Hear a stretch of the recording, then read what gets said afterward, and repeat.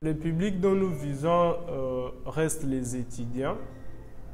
En grande partie, ceux qui sont préfinalistes à la recherche d'un sujet de fin d'études, ceux qui sont en dernière année et ceux qui ont déjà défendu pour nous permettre à nous envoyer les fichiers électroniques de leurs travaux.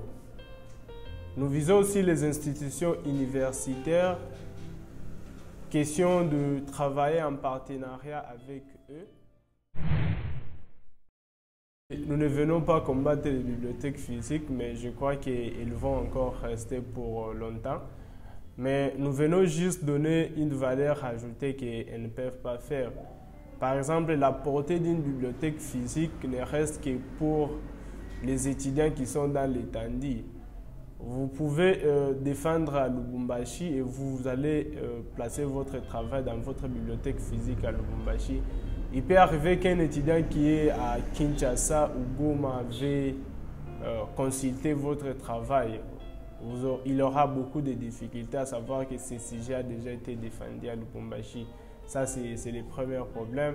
Le deuxième problème, c'est même au sein d'une même institution.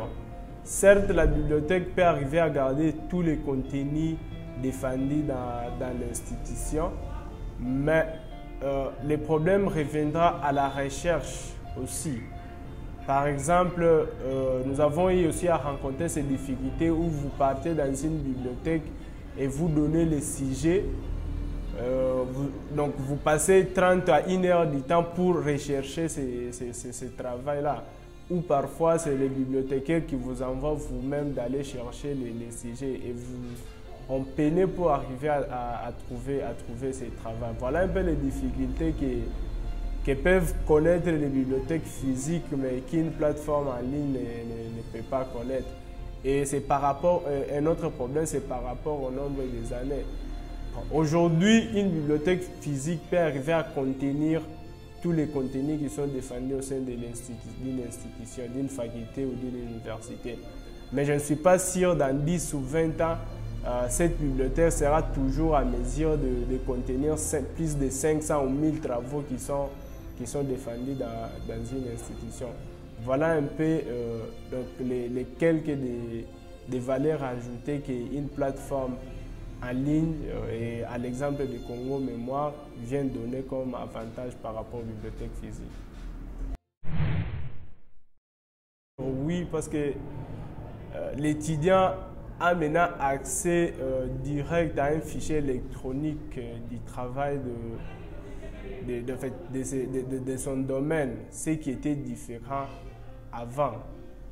Mais le danger qu'il est en train de prendre, c'est celui de plager un travail qui est sur Internet et accessible par tout le monde.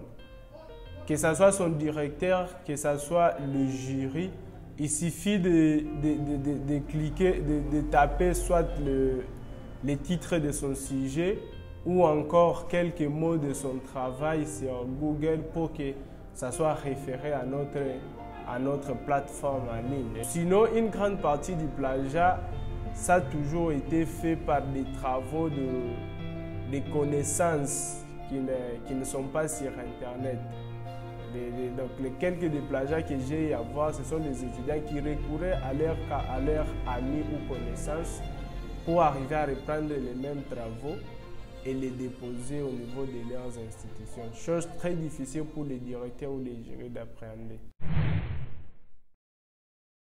À ce qui est de la différence, au niveau international, il y a beaucoup de plateformes déjà qui conservent les travaux de fin d'études défendus. Par rapport à nos utilisateurs congolais, ce que nous donnons comme valeur ajoutée, c'est la disponibilité de travaux avec des cadres théoriques locaux. Nous donnons aussi une assistance que ce soit dans les choix et dans l'élaboration du sujet, et voire même dans la consultation de la plateforme. Parce que nous avons encore affaire à des étudiants où faire une recherche sur Internet a beaucoup de difficultés.